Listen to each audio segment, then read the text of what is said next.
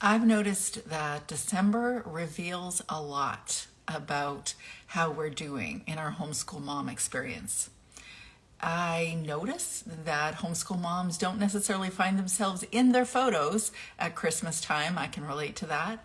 Or that you actually consider what you want to do, but you're just trying to do all the things that other people are asking you to do. They're asking you to bring a plate of treats, or you need to come over for, the choir rehearsal, or could you help volunteer with the kids? Something like that. And so what seemed like a full-time job before December now is a full-time job plus a part-time job, trying to accomplish everything that the holidays and the season invites us into. And though it can be fun and it can be an amazing time for us to celebrate and build those memories with our kids and shift gears and hibernate and join in with the kids to really just enjoy hygge, as our Danish friends encourage us to do. But also, it can be a time that reveals a lot about where our mental state is. Can I hear an amen? This is my experience. For many years, my experience of December was some level of just off the charts, because you've heard different people share that homeschooling is much like mothering on amphetamines. Well, what does it mean about December? What does it feel like for December? What's more than amphetamines? I don't know. But whatever that feeling is, sometimes that's how we feel in December, because we don't just have a full-time job. We've got a full-time job with a part-time job. And that is a lot. For those of us, or for those of you who haven't met me, I'm Teresa Wiedrick. I'm the certified life coach, graduated homeschool mom. I homeschooled for almost 2 decades, my 4 kids. And over the last 5-6 years, I shifted into coaching. In fact, the reason I shifted into coaching is actually this very discussion here. Not December specifically, but more self-care. So I wrote a book called Homeschool Mama Self-Care, which Nurturing the Nurturer, which actually is the origin of this account. So somewhere in the last year or so, I decided to shift from Homeschool Mama Self-Care into life coach, because that's what I'm actually doing when I'm not writing, or I'm not podcasting, or I'm not here doing a live somewhere. I'm actually coaching one-on-one most of the time. Sometimes I offer group coaching programs. But I started it because of my own experience, not because I thought this is a great idea that everybody needs to hear. I mean, it's true, they do. But also because this was my experience. And if you haven't heard my story as to my, let's call it my burnout story, I sometimes call it the hit the wall story.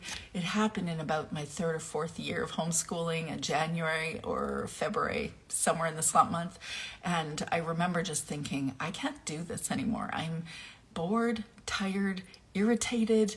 I don't enjoy what I'm doing. And I was doing it rather intensely. I wanted to do all the things. Well, I won't go into details on that story right here. Instead, I'll share with you that my experience of December is kind of like that burnout experience for homeschooling, but with Christmas lights and shopping lists and baking lists, and you know what I mean. They're supposed to be fun, these activities. And sometimes we hit or miss. We do actually enjoy some of the moments. But then there's also a lot of the other moments where we're like, why am I doing this? Like, I was just chatting with a mom this morning who had the privilege to go to New York City in the last few weeks. And she was sharing that she is noticing all the shopping that's going on. And it just felt like excessive. Just the feeling of being around it felt like too much. And it's not just materialism. It's not just buying stuff and wrapping stuff that feels too much. It's just that there's like so many things in addition to us trying to finish up our homeschool routine, or you fill in the blank. I know that each of us have different experiences, but I'm curious from your experience or your vantage point, where are you at right now in December? What is your experience? Is this unique to me right now? Was this unique to this mom today? Or are you also feeling like this is a part-time job on top of my full-time job? It has been said in so very many cliche ways that you cannot not look after yourself. You must take care of yourself to take care of your kids. You have to fill yourself before you go to fill your kids. And or what other cliche phrases are there to speak about self-care? There's so many, and they're cliche, and they're also 100% accurate in my experience. Over nearly 2.5 decades of mothering, I've learned it really isn't an option to look after yourself. But when I'm talking self-care, especially in the early days when I was talking about self-care, people really did assume that I was talking about manicures and facials and things like that, or the little sweet things that we can do at the end of the day, like a bubble bath. And though those things I do think are important because they honor our physical body, usually I'm talking about mindset. Usually I'm talking about getting to the heart of what really matters to us. I'm talking about assessing our expectations and asking ourselves why we have those expectations in the first place. Or if we have perfectionistic tendencies, like I did around Christmas. I call myself a Martha Stewart, or how did I say it? I felt like I was doing the Martha Stewart thing for a long time. And I did hear that for many years, that people would say, wow, you really know how to make parties and you know how to decorate. I mean, I love decorating. I love doing all that stuff. But in my head, it wasn't just about making something a little bit more pretty. It was somehow trying to make everything perfect. And why? Perfectionism, I've learned, usually points to not feeling enough. And why? It has nothing to do with homeschooling. Usually does not have anything to do with mothering, and usually has something to do with a much deeper challenge that we're facing that probably happened long before we even became mothers. So I speak about all these things that I'm sharing with you now, the things that are addressing our bodies, like the self-care that we think about, yoga, mindfulness, all the physical practices, exercises, things like that. But I also speak about wellness strategies, perspective shifts, all those things inside a 12-day self-care challenge that I'm offering homeschool moms at this time of year. And it's only this time of year because, 12 days self-care. I'm thinking this is like, it is actually 12 emails in your inbox over the course of 12 days. However, I like to also think of it as a little stocking stuffer in an imaginary stocking that I'm giving to you.